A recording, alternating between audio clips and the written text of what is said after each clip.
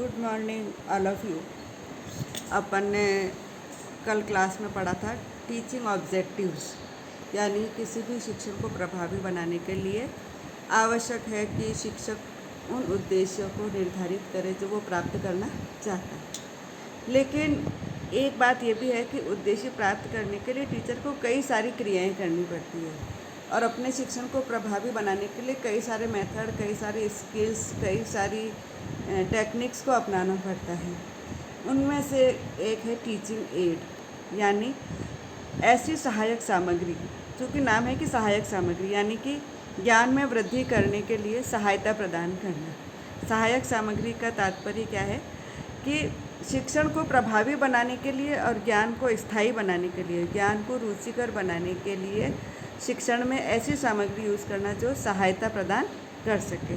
तो आज अपन सहायक सामग्री के बारे में अध्ययन करेंगे। शिक्षण का उद्देश्य विद्यार्थियों को वास्तविक तथ्यों और प्रत्ययों का ज्ञान प्राप्त कराना है। हमारा शिक्षण तभी प्रभावी हो सकता है जबकि हम पुस्तकों में चित्रों को अधिक स्थान दें। चित्रों को अधिक स्थान देने का मतलब है जब बच्चा उन चित्रों को देखेगा भी तो वो ज्ञानेंद्रियों का प्रयोग करने के कारण वो जो चित्र है वो उनके मस्तिष्क में काफ़ी समय तक रहता है। ज्ञान विभिन्न ज्ञानेंद्रियों के माध्यम से प्राप्त किया जाता है। श्रव्य दृश्य सामग्री में आँख और कान साथ साथ कार्य करते हैं। मनोवैज्ञानिक मत है कि ज्ञान जितना अधिक इंद्रियों के माध्यम से प्राप्त किया जाता है वह उतना ही सार्थक और स्थायी रहता है। पाठ को अधिक स्पष्ट एवं रोचक और सार्थक बनाने के लिए शिक्षण में सहायक सामग्री का महत्वपूर्ण स्थान है। छोटे विद्यार्थियों में सूक्ष्म बातों को समझने, तर्क वितर्क करने और केवल सुनकर ही वस्तुओं का मानसिक चित्र बना लेने की क्षमता नहीं होती। अतः सूक्ष्म विषयों का ज्ञान पाठ्य पुस्तकों के अतिरिक्त स्थूल वस्तुओं की सहायता से दिया जाना आवश्यक है। इस प्रकार ज्ञान का इस सरल व सुगम बनाने में सहायता प्रदान करने वाली सामग्री को हम सहायक सामग्री कहते हैं। इनकी सहायता से शिक्षक विषय को सरल बनाता है और भली भांति समझाने का प्रयत्न भी करता है। सहायक सामग्री वे उपकरण और युक्तियाँ हैं जिनकी सहायता से बहुत सी शिक्षण अधिगम परिस्थितियों में व्यक्तियों तथा समूहों के बीच विचारों का आदान प्रदान सरल हो जाता है। मैं आपको इस बात को उदाहरण से यह स्पष्ट करना चाहती हूँ कि जैसे छोटे बच्चे को अपन कहते हैं कि हाथी की एक सूंड होती है, हाथी के 2 बड़े बड़े कान होते हैं, हाथी के 4 पैर होते हैं, हाथी सूंड हिलाता है। तो अपन जब वर्बली उनको शाब्दिक रूप से जब बताते हैं तो बच्चे थोड़ी देर तक तो उसको सुन करके याद रख सकते हैं, लेकिन कुछ समय बाद वो भूल जाते हैं। लेकिन हाथी को क्लास में लाना तो संभव नहीं है। ऐसी स्थिति में यदि हम हाथी का मॉडल ला करके कक्षा में उसका एक एक वर्गीकरण करके बताएं तो जो ज्ञान प्राप्त होगा वह अधिक अर्थपूर्ण होगा, सरल होगा और सुगम होगा। सहायक सामग्री को वर्गीकृत भी किया गया है। हम इसको 3 भागों में बांटे हैं। पहला है दृश्य सामग्री, दूसरा है श्रव्य सामग्री और तीसरा है श्रव्य दृश्य सामग्री। ठीक है। विजुअल एड, ऑडियो एड्स और ऑडियो विजुअल एड्स। इसमें कई कौन कौन सी सामग्री आती है मैं आपको बताना चाहूँगी। दृश्य सामग्री में जैसे चार्ट है, पोस्टर है, फिल्म स्ट्रिप है, स्लाइड है, चॉक बोर्ड है, मॉडल है, स्पेसिमेन है और ब्लैक बोर्ड है। ये सब दृश्य सामग्री है। दृश्य सामग्री का मतलब है जिसे सिर्फ हम देख सकते हैं, उसको हम दृश्य सामग्री कहते हैं। श्रव्य सामग्री, ऑडियो एड्स, जिसको कि हम सुन सकते हैं, जैसे रेडियो है, टेप रिकॉर्डर है, ग्रामोफोन है, सीडी है। ये सारे जो सामग्री आती है वो श्रव्य सामग्री के अंतर्गत आती है। तीसरा है श्रव्य दृश्य सामग्री, ऑडियो और विजुअल, देख भी सकते हैं, सुन भी सकते हैं, जैसे टीवी, फिल्म और वीसीडी। ठीक है। वीडियो कैसेट, कॉम्पैक्ट डिस्क है ये। तो ये 3 ऐसे वर्गीकरण हैं जिसके माध्यम से इन तीनों का हम विषय वस्तु की प्रकृति को ध्यान में रखते हुए यदि हम इन वस्तुओं का प्रयोग करके अपने विषय वस्तु को छात्रों के समक्ष प्रस्तुत करें तो हम शिक्षण को अधिक प्रभावी बना सकते हैं। जैसे कि देखिए चार्ट है, चार्ट वगैरह क्या है, मैं एक आपको इसको एग्जाम्पल के माध्यम से बताना चाहूँगी। जैसे फ्लावर का स्ट्रक्चर है, फूल की संरचना है, तो हम क्या कर सकते हैं, इसमें दो तरह का हो सकता है। एक तो है कि हम फूल के अलग अलग पार्ट्स को कलरफुल डायग्राम चित्र बना दें, ठीक है, चार्ट बना दें इसके अलग अलग, कि जैसे ये बाह्य पुंज है, ये दल पुंज है, ये स्त्री केसर है, ये पुंकेसर है, हम उसके अलग अलग डायग्राम बना देते हैं। प्लस हम क्लास में एक गुड़हल का फूल लेकर के आएँ और कक्षा में विद्यार्थियों के 5-5 6-6 का समूह बना के एक एक गुड़हल का फूल दे दें, ठीक है। गुड़हल का फूल देने के बाद आप उनके एक एक पार्ट्स को निकाल कर विद्यार्थियों को दिखाएं कि ये देखिए ये बाह्य पुंज है। फिर उसी बाह्य पुंज का उसी कलर में आप चार्ट दिखाएं। फिर आप कहेंगे ये दल पुंज है, उसी कलर में आप उसका चित्र बना चार्ट में कलर दिखाएं। फिर ये स्त्री केसर है, ये पुंकेसर। तो विद्यार्थी क्या है, एक तो प्रत्यक्ष रूप से भी उसको देखेगा प्लस चार्ट को देखेगा। तो जब दोनों में ज्ञानेंद्र का अधिक प्रयोग करेगा तो वो ज्ञान ज़्यादा स्थायी तरीके से हो सकता है। हम कई बार स्लाइड्स के माध्यम से भी दिखा सकते हैं, अलग अलग पार्ट्स को स्लाइड दिखाते हैं। हम मॉडल ला करके दिखा सकते हैं विभिन्न पार्ट्स का।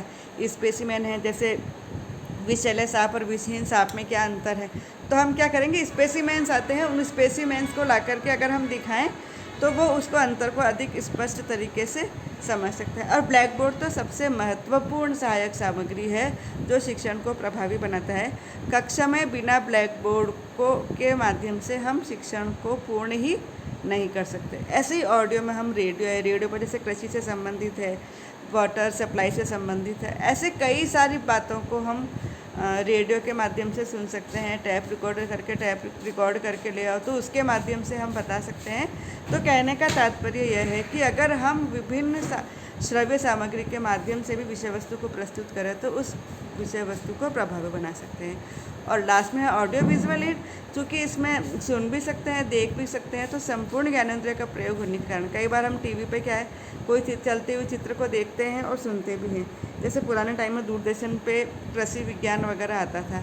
कई बार हम मॉरल जो कहानियाँ होती हैं वो भी टीवी पर आती है, फिल्म के माध्यम से है। तो हम कहने का तात्पर्य है कि इसके माध्यम से भी शिक्षण को हम और अधिक प्रभावी बना सकते हैं।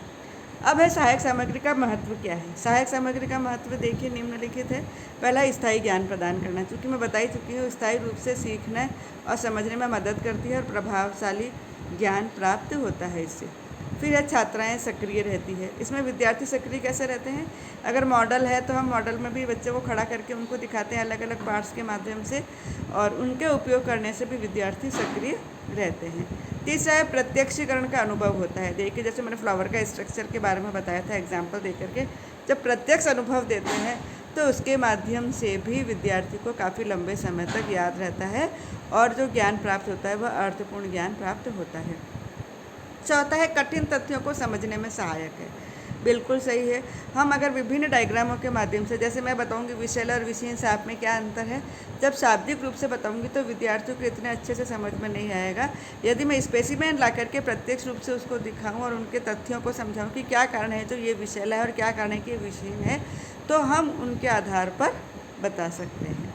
नेक्स्ट है छात्रों को प्रेरणा प्रदान करना। छात्रों में जब रुचि पैदा होगी तो वो और आगे पढ़ने के लिए प्रेरित हो सकता है सहायक सामग्री के माध्यम से। नेक्स्ट है वैज्ञानिक दृष्टिकोण को विकसित करना। निश्चित रूप से हम जब भी कोई काम करते हैं, प्रदर्शन करते हैं, तो व्यवस्थित रूप से निश्चित क्रम में करते हैं। तो जब हम निश्चित विधि से, वैज्ञानिक विधि से उनको प्रशिक्षण देते हैं तो इससे वैज्ञानिक दृष्टिकोण का विकास होता है। नेक्स्ट है चिंतनशीलता का विकास। इसके द्वारा प्राकृतिक और सार्थक संबंध स्थापित करने में सहायता मिलती है, जिससे चिंतन की ओर अग्रसर होता है। नेक्स्ट है कल्पना शक्ति का विकास। मैंने जैसे कि हाथी का बताया है, बच्चे अगर हाथी का मॉडल देखता है तो वह कल्पना कर सकता है कि हाथी कैसा होता है। गाय को ला करके दिखाएं तो मॉडल्स के माध्यम से हम उनके पार्ट्स को बता सकते हैं, लेकिन इसके माध्यम से हम उनकी कल्पना शक्ति को भी विकसित कर सकते हैं। नेक्स्ट है अधिक छात्राओं को समझाने में सहायक होता है। जब छात्र बहुत सारे ज़्यादा होते हैं और बच्चे को जब हम शाब्दिक रूप से या व्याख्यान विधि से हम जब देते हैं तो वो इतना ज़्यादा प्रभावी नहीं होता जितना कि सहायक सामग्री के माध्यम से, क्योंकि पूरी क्लास उस चार्ट को देखता है, उस पूरे मॉडल्स को देखते हैं, उसके पूरे प्रदर्शन को देखता है, तो उसके माध्यम से वो जो शिक्षण करता है वो शिक्षण अधिक प्रभावी होता है। अध्यापक के लिए शिक्षण कार्य में सहायक होता है। शिक्षण को जब और अधिक रुचिकर बनाना होता है तो शिक्षक जब सहायक सामग्री काम में लेता है तो वो शिक्षण प्रभावी और सरल बनता है। क्योंकि नाम ही इसका सहायक है, इसका मतलब सहायता प्रदान करना। स्वयं कार्य करने की क्षमता का विकास है। सहायक सामग्री के प्रयोग से विद्यार्थियों में स्वयं कार्य करने की क्षमता का विकास होता है और वे स्वयं आत्मनिर्भर बनते हैं।